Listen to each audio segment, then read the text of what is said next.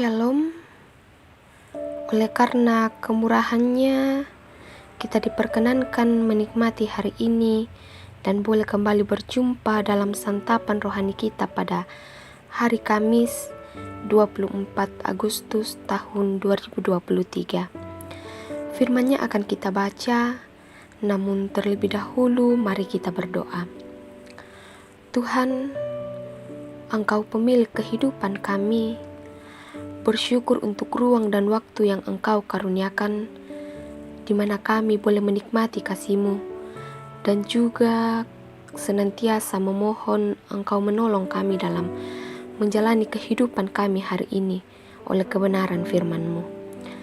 Terangi hati dan pikiran kami, ya Roh Kudus, sehingga firman-Mu terus menuntun langkah kami menjalani hidup ini dengan benar. Ampuni dosa kami. Dalam nama Tuhan Yesus kami berdoa. Haleluya. Amin. Firman Tuhan yang akan kita baca dari Roma pasal 2 ayat 1 hingga ayatnya yang ke-16. Hukuman Allah atas semua orang. Karena itu, hai manusia, siapapun juga engkau yang menghakimi orang lain, engkau sendiri tidak bebas dari salah. Sebab dalam menghakimi orang lain, engkau menghakimi dirimu sendiri, karena engkau yang menghakimi orang lain melakukan hal-hal yang sama. Tetapi kita tahu bahwa hukuman Allah berlangsung secara jujur atas mereka yang berbuat demikian. Dan engkau, hai manusia, engkau yang menghakimi mereka yang berbuat demikian, sedangkan engkau sendiri melakukannya juga. Adakah engkau sangka bahwa engkau akan luput dari hukuman Allah? Maukah engkau menganggap sepi kekayaan kemurahan-Nya, kesabarannya dan kelapangan hatinya? Tidakkah engkau tahu bahwa maksud kemurahan Allah ialah menuntun engkau kepada pertobatan? Tetapi oleh kekerasan hatimu yang tidak mau bertobat, engkau menimbun murka atas dirimu sendiri pada hari waktu di mana murka dan hukuman Allah yang adil akan dinyatakan. Ia akan membalas setiap orang menurut perbuatannya, yaitu hidup kekal kepada mereka yang dengan tekun berbuat baik, mencari kemuliaan, kehormatan, dan ketidakbinasaan. Tetapi murka dan geram kepada mereka yang mencari kepentingan sendiri, yang tidak taat kepada kebenaran, melainkan taat kepada kelaliman.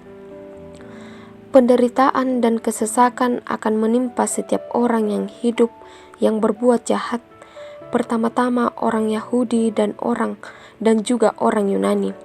Tetapi kemuliaan, kehormatan dan damai sejahtera akan diperoleh semua orang yang berbuat baik, pertama-tama orang Yahudi dan juga orang Yunani. Sebab Allah tidak memandang bulu.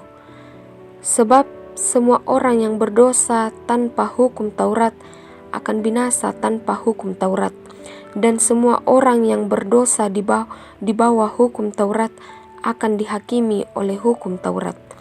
Karena bukanlah orang yang mendengar hukum Taurat orang benar di hadapan Allah, tetapi orang yang melakukan hukum Tauratlah yang akan dibenarkan. Apabila bangsa-bangsa lain yang tidak memiliki hukum Taurat oleh dorongan diri sendiri melakukan apa yang dituntut hukum Taurat, maka walaupun mereka tidak memiliki hukum Taurat, mereka menjadi hukum Taurat bagi diri mereka sendiri. Sebab dengan itu mereka menunjukkan bahwa isi hukum Taurat ada tertulis di dalam hati mereka, dan suara hati mereka turut bersaksi dan pikiran mereka saling menuduh atau saling membela.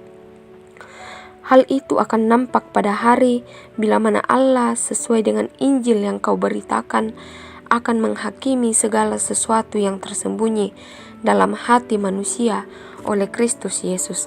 Demikianlah firman Tuhan. Amin.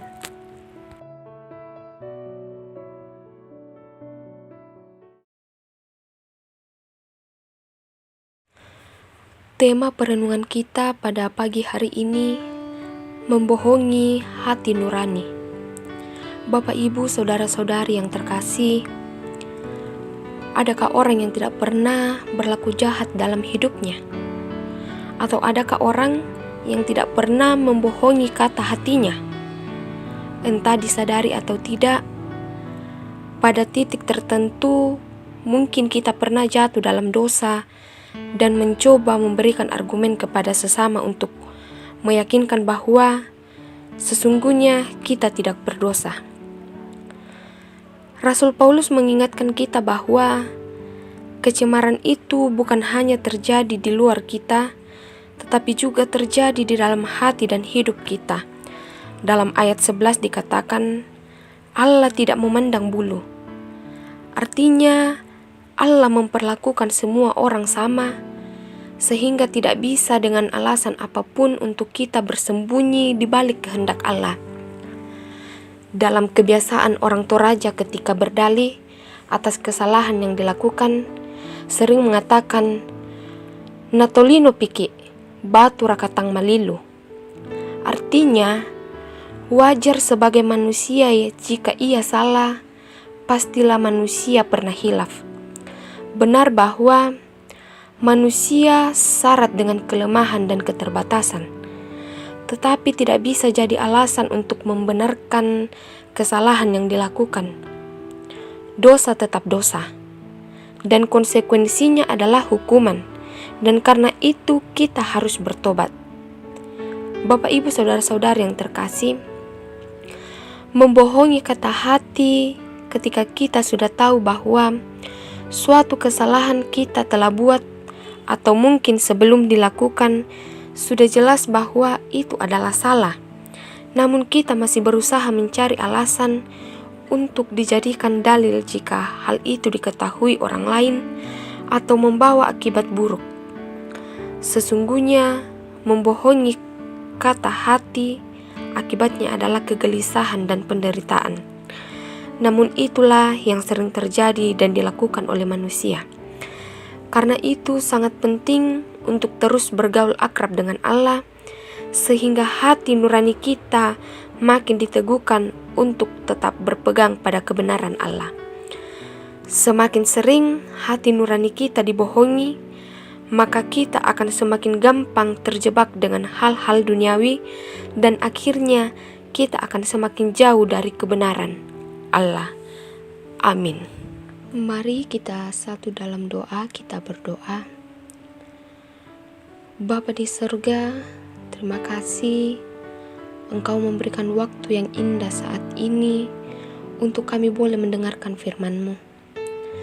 Biarlah melalui firman-Mu yang kami baca tidak berlalu begitu saja, namun dapat tinggal dalam hati dan pikiran kami, sehingga dengan kekuatan Roh Kudus kami dapat mewujudkan firman-Mu ini.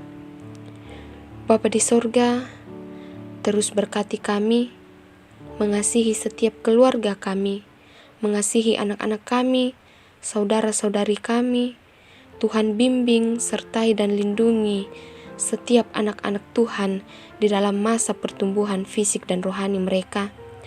Biarlah mereka dapat bertumbuh sesuai dengan maksud Tuhan. Bagi setiap umat Tuhan yang dalam berupaya mencari pekerjaan, Tuhan kiranya menolong mereka, biarkan mereka mendapatkan apa yang sesuai dengan mereka harapkan. Bapa di sorga, berkati setiap pekerjaan-pekerjaan yang dilakukan oleh jemaat Tuhan. Biarlah ya Tuhan, melalui semuanya itu mereka boleh memperoleh hikmat dan berkat yang berasal daripada Tuhan, Sang Pemilik kehidupan ini. Bapa, bagi setiap saudara-saudari kami yang berada dalam pergumulan, hadirlah dalam setiap hidup mereka. Yang sakit, Tuhan sembuhkan. Yang berada dalam duka cita, mari Tuhan hiburkan. Dalam pendidikan, kebutuhan ekonomi dan sebagainya, Tuhan yang menopang untuk dapat menyelesaikannya dalam kasih dan kemurahan Tuhan. Kami percaya bahwa kami boleh mendapatkan dan menyelesaikan semuanya itu oleh karena Tuhan yang memberikan jalan yang terbaik bagi kami. Para orang tua kami dalam usia lanjut, Tuhan jaga mereka, peliharakan mereka selalu. Biarlah ya Tuhan, di usia indah ini membuat mereka bersemangat menjalani kehidupan ini dengan penuh sukacita di dalam Tuhan. Mari berkati setiap para pelayan-Mu. Engkau berkati para hamba Tuhan sebagai pelayan-Mu di tengah-tengah jemaat. Berkati setiap abdi negara dalam memerintah negara kami ini dengan adil dan bijaksana.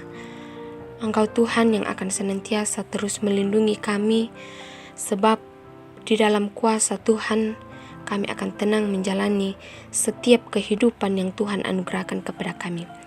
Sendengkanlah telinga Tuhan untuk mendengarkan setiap doa yang kami sampaikan kepadamu, dan ampuni setiap dosa kami.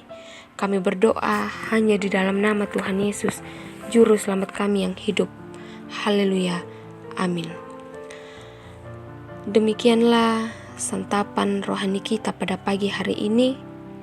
Terima kasih Bapak, Ibu, Saudara-saudari yang boleh mendengarkan sarota kita pada pagi hari ini. Kiranya Tuhan yang senantiasa menolong di dalam menjalani sepanjang kehidupan kita. Shalom dan selamat pagi.